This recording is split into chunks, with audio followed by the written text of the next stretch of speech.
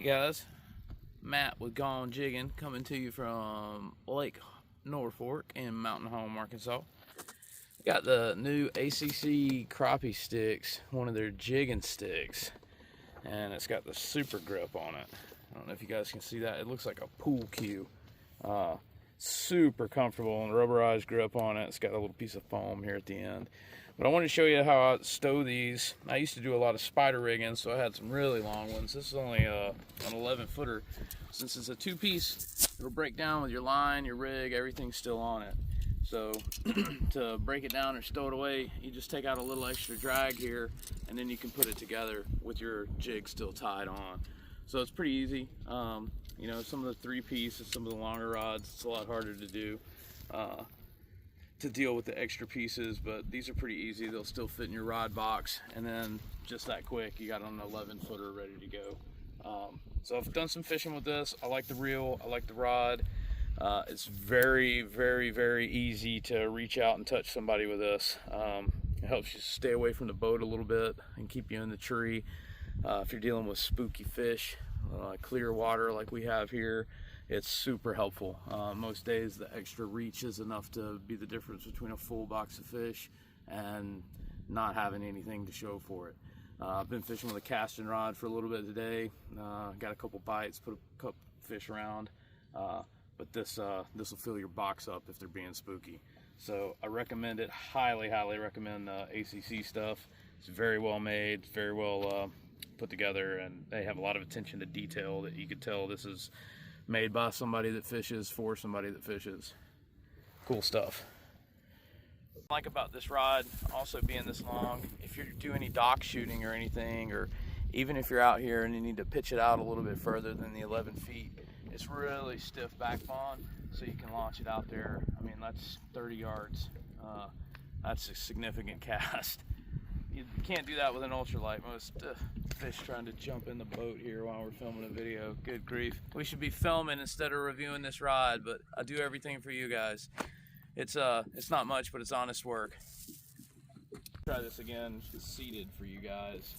Again, like I said, it's super easy to shoot this thing and give you a nice long cast that you can swing back to your brush pile and not disturb those fish as much as you would having to be right up on top of them. So this will allow you to maintain a slow vertical or a dead stick position right over the top of your brush pile, about 10-12 feet right off the bow of the boat. So I really like this rod, I really like this setup.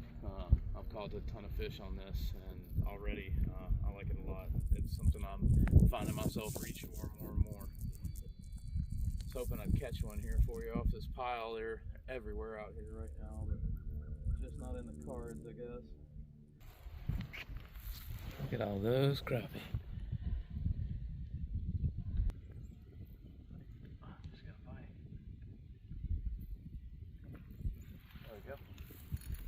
Oh, that's a nice one too.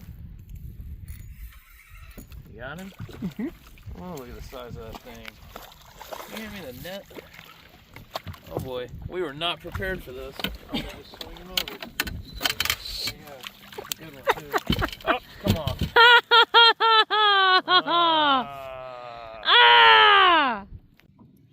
I got some new stuff that I was wanting to try. Secret. Another secret weapon.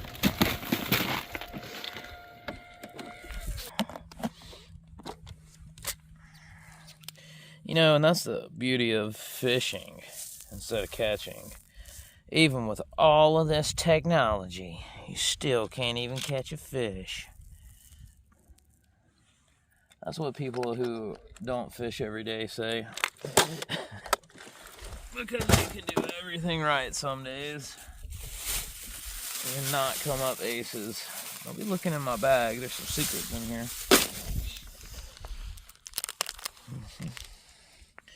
When the going gets tough, the tough gets going. So this was a spider rigging trick that I guess the live scope community has jumped on board with.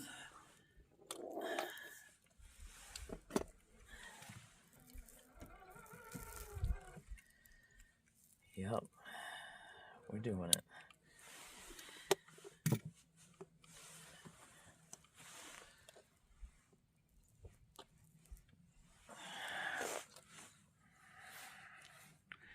So these handy little things are great for if you use a slip cork, but you can also peg a weight with them.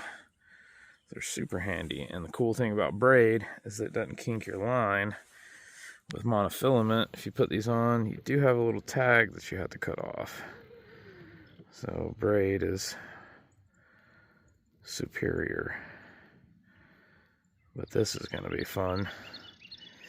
This is 1 pound diameter braid, so it is not stiff enough to go through the egg sinker. You just got to keep trying, and you got to want it.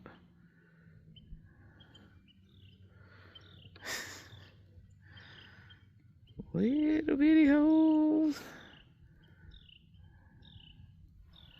Success. I like to do 2 colors just because I'm weird. I'll use a red one and a black one. And those will keep your sinker in place, but if you get hung, they'll slide down to your hook, and usually you can pop it out. So you put that about 18 inches or so above there. And the only reason I'm tying a polymer here instead of a loop knot is because this line is so small, the line will actually snatch out from behind the eye where the hook eyelet is bent. So it's not a complete circle on most jig heads. It's just a bent piece of wire that has a really tiny opening. And this 1 pound diameter braid is small enough to where if you tie a loop knot, it will pull out. So I lost a really nice fish earlier today because of that. My knot didn't fail. But I'll show you on here, this little tiny gap. This painted head is a little bit better, but there's a tiny, tiny little gap there that line can pop through if you tie a single over loop knot. A polymer is a little bit fatter of a knot, so it'll actually hold in that crevice. Now, after all of this effort, we should see the results by catching a fish. That's the way it's supposed to work out.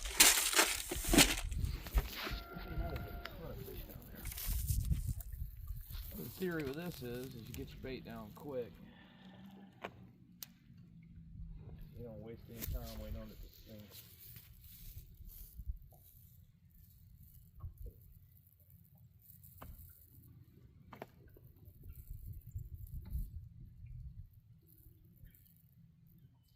They're checking it out. Well, they don't like it. They don't like that color. See if we can trick them though.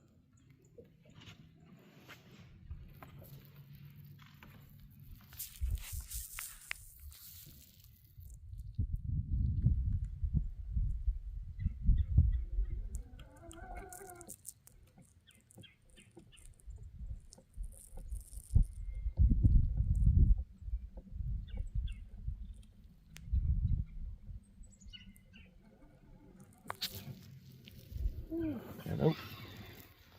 Not those. Let's try these right here.